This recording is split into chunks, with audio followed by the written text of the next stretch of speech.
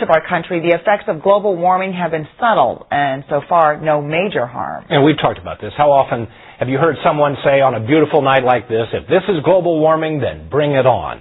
While the average global temperature has increased only 1 degree, the temperature above the Arctic Circle has increased 12 degrees.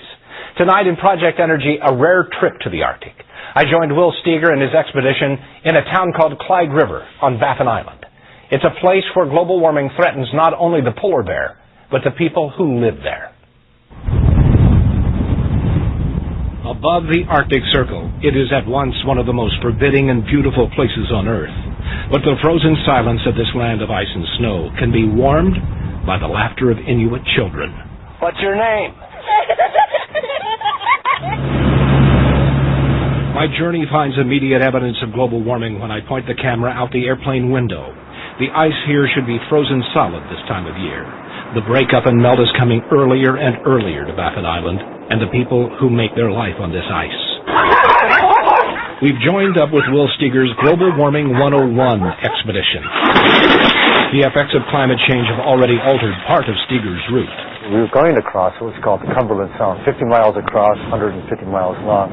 Normally you just go right across to get to the village of Pinkerton, but that entire area was opened up this year. Just totally broke up in January.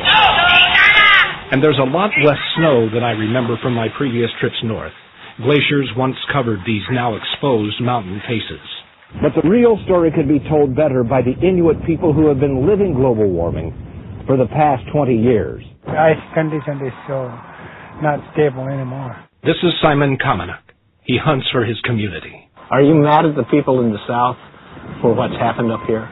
Well, some ways not too much though, but we can't help it.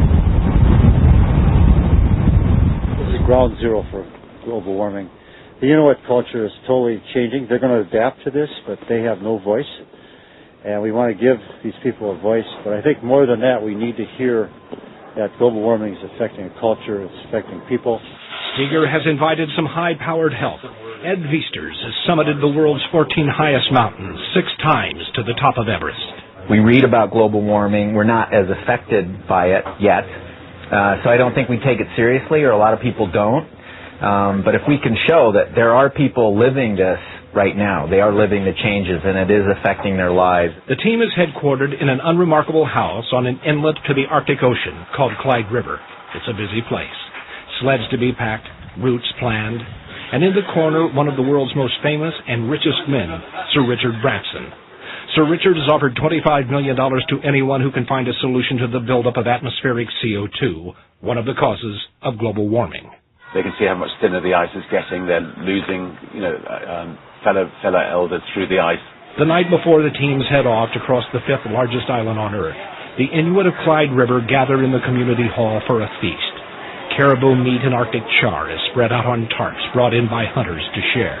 And they gather to thank Steger, his team, and Sir Richard Branson. The mayor says how much it means to his people that their story is being told to the world. Lovely to see you. It's happy children with that wonderful smile. Some people predict that the Arctic has not got that many more years, and look at the beauty of it. It would be too sad for words to see it disappear. Ironically, you know what the people up here say? We will adapt, but can the people of the South adapt to this?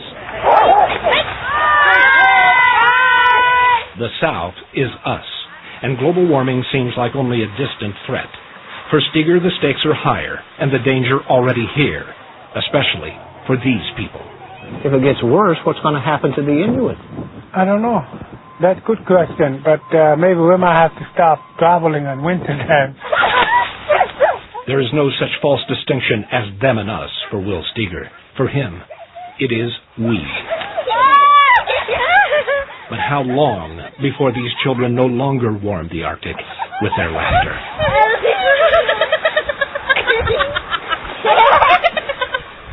Steger's group plans to finish their expedition next week in the town of Igloolik.